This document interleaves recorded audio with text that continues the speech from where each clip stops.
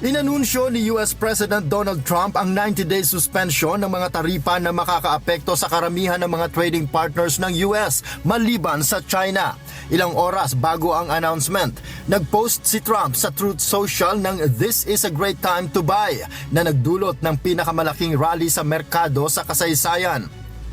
Bunsod nito, nakatanggap si Trump ng paratang ng posibleng manipulasyon sa merkado at inside trading, ngunit walang direktang ebidensya nito. Habang niluwagan ang taripa sa ibang bansa, lalo namang pinatindi ni Trump ang laban kontra China sa pamamagitan ng pagtaas ng taripa sa kanilang mga produkto ng 125%. Samantala, bumoto ang European Union na magpatupad ng kontrataripa sa mga produkto ng US. Sa ngayon, bahagyang ipinatutupad ang mga ito, ngunit maaari pa ring bawiin kung magiging matagumpay ang mga negosasyon sa pagitan ng mga panig.